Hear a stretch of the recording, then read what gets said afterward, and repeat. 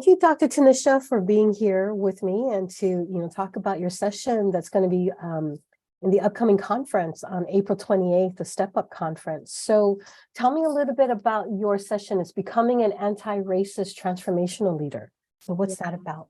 Yeah, thanks for having me. I'm really excited about this session.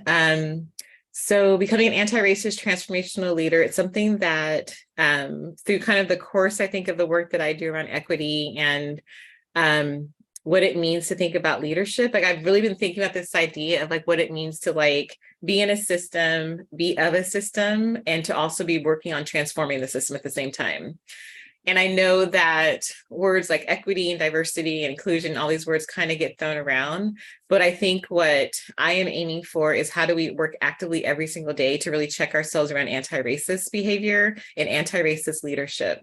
So the goal is to create this kind of opportunity to have a conversation, to kind of do some internal reflection, to do some conversation around what transformation looks like in our current systems and how we can be working towards anti-racist leadership practices. I like that you talk about, being part of the system. I think a lot of times when we get into organizations, we don't see ourselves as part of the organization. We are part of the system.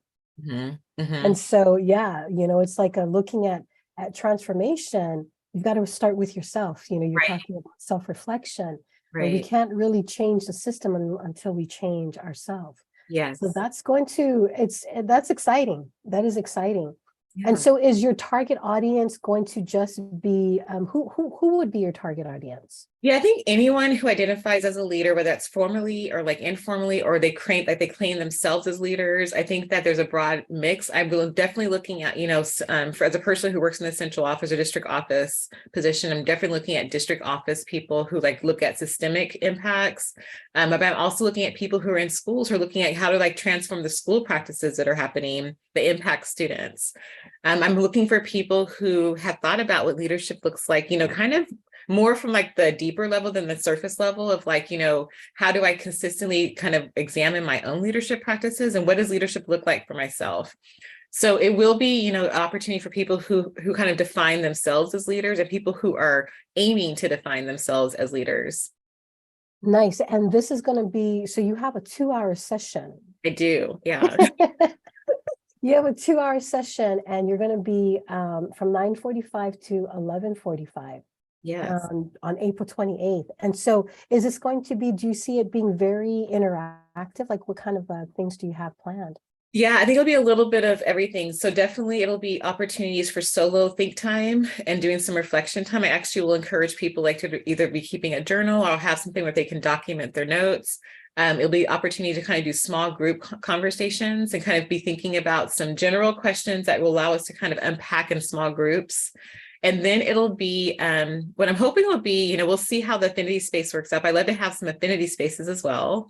So we'll see if we can work that in there, or at least you'll be thinking about, some affinity opportunities, and then hopefully some whole group things. But I'd like to do reflection. I like to do conversation. I hope we'll have a little bit of an action plan or activity that we can kind of send people off with. Nice. And so people that will come to your session will be able to have a takeaway that they can take back to their own organization. Yes, definitely. Yeah. Yeah. I like to things that are practical and applicable. Yes.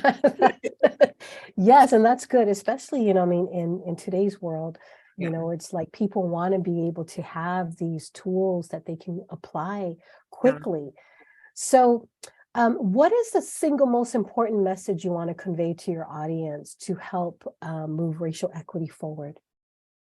Wow. So I want to say that I'm basing a lot of this training on Jen Wright's work around 4 pivots, the mirror work. And so the reflection piece for me, when I think about moving work forward and I'm doing things in the effort of like creating more anti-racist systems or more anti-racist leadership. But the thing I want people to take away is that, like you said at the beginning, if we don't start with ourselves and really are true and honest with ourselves, we cannot make honest, impacts in the systems that we're serving.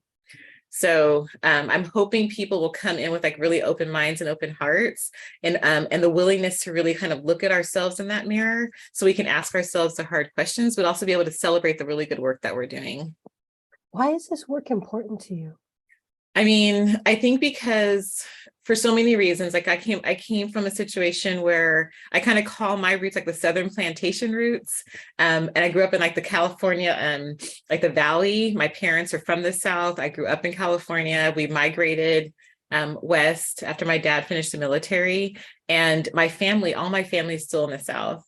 And one of the things that I have realized is that, like, when you grow up with family members who have experienced Jim Crow South, who have experienced segregation, who have experienced the kind of intense racism that just was normalized every single day, and you have an opportunity to step away from that and be in a space that feels a little bit more inclusive, a little bit more accepting, a little bit more multicultural, multiracial.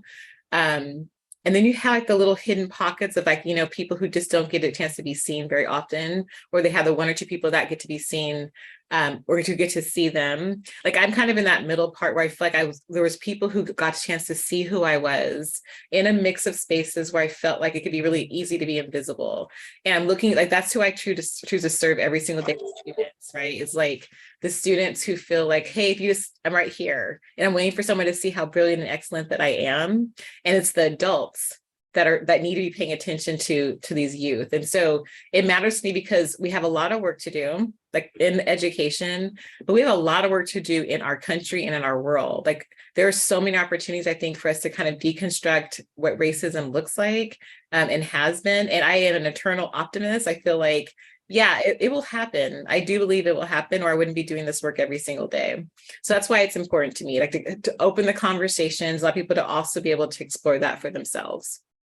Is that what motivated you to present at the Step Up conference? Actually, you motivated me to present because I love you and your leadership, honestly. And so like, I'm doing an interview at 8 o'clock in the morning and I'm like, who would I do that for? Like only Dr. Jerry. So, and that's real. Like you have been an inspiration for me, and watching how you've done like your Aloha work has been really inspiring. And I'm really glad to be in community with you. And so if there's any opportunity, I can always be more in community with you. Like I'm always going to want to step into that space, or in this case, Oh, step up to that space.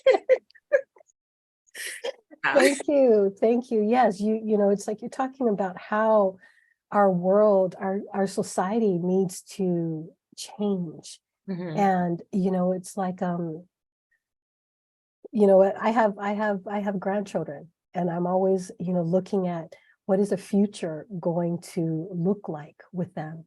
And we are in this world, in a society that is so Yeah. racialized. That's all we see. Yep. That is all we see. We see this Black boy, we see this brown girl. We Yeah. don't see the brilliance that these individuals have. And I think it's time that we see beyond the color lines. Yeah. So, and I am honored to be in community with you and doing this work with you. And any chance I have to be in spaces with you, I it's feel always an honor. me too. Well, I'm looking forward to having you at the 7th Annual Step Up Conference on April 28th, and, you know, bringing your brilliance and your wisdom to, you know, to the forefront. And I'm all for it. So, yeah. So whoever is listening to this, please check out Dr. Tanisha's session on April 28th from 9:45 to 11:45. So yes, thank you so much, and have a great day. Me too. Thanks.